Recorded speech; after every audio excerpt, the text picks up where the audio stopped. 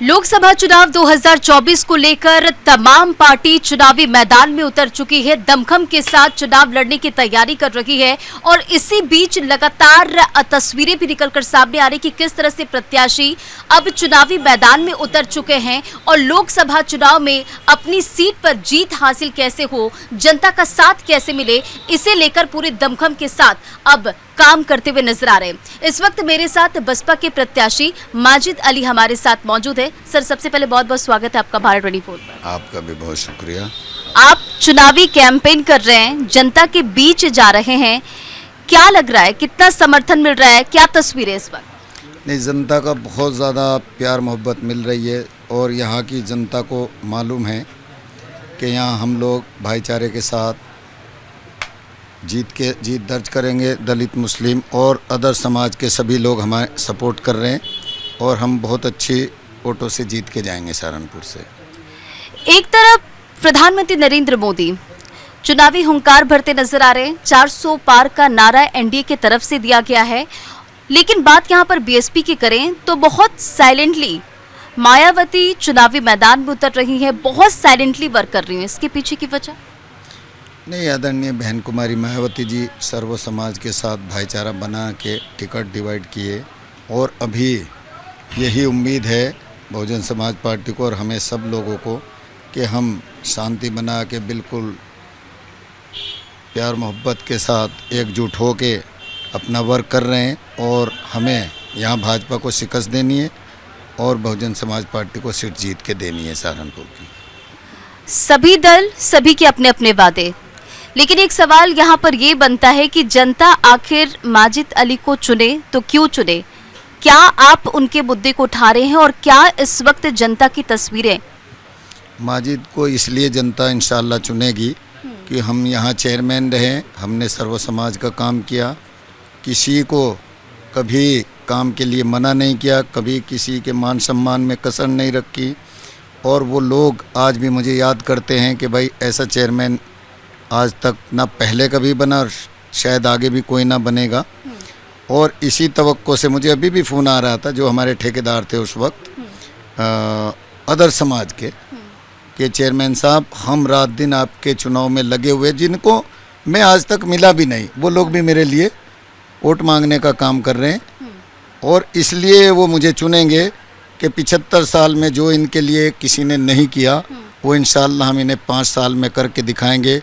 क्योंकि हमारे लोगों का, गरीब मजलूम का जो उत्पीड़न होता है, जो सताया जाता है और इनकी कोई आवाज़ नहीं उठाता, इनको संविधान के मुताबिक वो सब हक इंसाफ दिलाया जाएगा जिसके ये मुस्तहिक है, जो इनका अधिकार बनता है।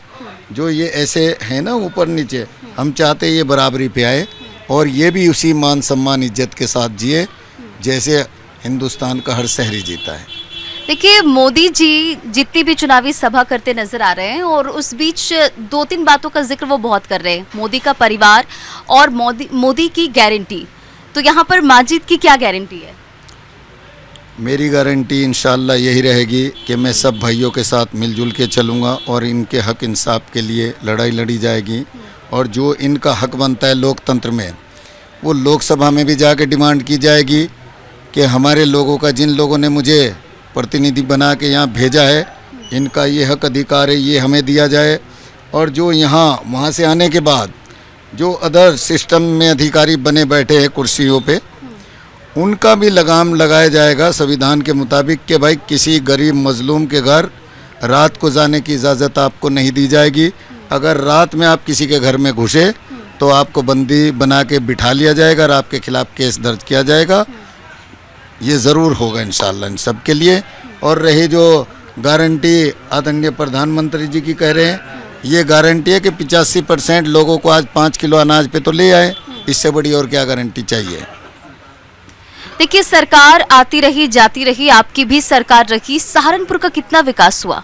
सहारनपुर का कोई विकास नहीं किया। सहारनपुर का विकास जो हुआ वो आदरणीय बहन कुमारी मायावती जी जब यहाँ मुख्यमंत्री रही तब यहाँ का विकास हुआ। यहाँ हॉस्पिटल देने का काम किया वो बहुजन समाज पार्टी ने, कमिश्नरी बनाई वो बहुजन समाज पार्टी ने, नगर निगम बनाया वो बहुजन समाज पार्टी ने, स्पोर्ट्स सिटी बनाई वो बहुजन समाज पार्टी ने। यहाँ किसी और ने दिया ही कुछ नहीं। जो हॉस्पिटल आदरणीय बहन कुमारी मायावती जी ने दिया है, उसमें मशीनरी तक नहीं है। हमारी सहारनपुर की जो जनता है, आवाम है, अगर उसको हॉस्पिटल की रिक्वायरमेंट हो जाए बड़ी, तो या वो दिल्ली जाते हैं या चंडीगढ़ जाते हैं, जबकि इनका हक अधिकार है कि जब हॉस्पिटल यहाँ दे दिया गया तो उसको सब सिस्टम दिया जाए, पूरी मशीनरी दी जाए, ताकि सहारनपुर की आवाम को बेहतर से बेहतर हॉस्पिटल की जो समस्या वो ख़त्म की जाए और स्वास्थ्य का बेहतर इलाज कर सकेगा। आप एक बिजनेसमैन भी हैं जी बिल्कुल। और जब आप चुनाव जीतते हैं, जनता का समर्थन आपको मिलता है, जनता का साथ मिलता है, तो सहारनपुर के उद्यमियों के लिए उनकी समस्या जो है उसका हल कैसे करेंगे? क्या उनको लेकर सोच रहे हैं आप एक बिजनेसमैन के तौर पर भी? उनके लिए ये सोच रहे हैं, यहाँ लकड़ी का बहुत बड़ा एक्सपोर्ट है और खोजरी का भी आजकल है, तो जो ये डॉक्यूमेंट के लिए बार बार दिल्ली जाते हैं, हम लोगों की डिमांड रहेगी, कोशिश रहेगी कि एक ब्रांच सहारनपुर में खोली जाए और यहाँ की आवाम को वो फैसिलिटी दी जाए ताकि ये एक्सपोर्ट और बढ़ा सके और इकोनॉमी इस देश के लिए बाहर से डॉलर में और ज़्यादा लेके आए। देखिए, बहुजन समाज पार्टी अकेले चुनाव लड़ रही है और ये अपने आप में किसी दल के लिए बहुत बड़ी बात होती है। मायावती पिछले चुनाव में गठबंधन के साथ चुनावी मैदान में उतरी थी, लेकिन इस बार वो अकेले चुनाव लड़ रही हैं और बहुत साइलेंटली वर्क कर रही है, जिसका जिक्र मैंने पहले भी किया। तो इसे आप कैसे देखते हैं? क्या जीत हासिल होगी? किस तरह से आगे रणनीति बना के बसपा चल रही है? यहाँ की जनता बहुत समझदार है, बहुत होशियार है। अब ये लोग अपने हक अधिकार के लिए जो 2019 में जीत दर्ज की थी, उसी जीत को कायम रखेंगे और अब के उस जीत को बड़ी करके इंशाल्लाह जीत होगी। पहले कम वोटों से हुई थी, अब के इंशाल्लाह 2 लाख वोटों से जीत होगी सहारनपुर से, क्योंकि हमें इस सर्व समाज का जो प्यार मोहब्बत मिल रही है उसे हमें पूरा यकीन है, विश्वास है। सहारनपुर की पूरी आवाम पे 20 यहाँ 18.5 लाख वोटर है, उन सब से मुझे पूरी उम्मीद है, यकीन है कि वो हमें ज़रूर मौका देंगे और हम यहाँ से जीत दर्ज करेंगे। बसपा का नारा है सर्वजन हिताय सर्वजन सुखाय, और एक बेस वोट बैंक बसपा का मुस्लिम दलित, क्या वो खिसका है? और क्या खिसका तो पहले के महागठबंधन के वजह से, और उसे साथ आप ला रहे तो कैसे ला रहे? क्या चुनौतीपूर्ण है ये?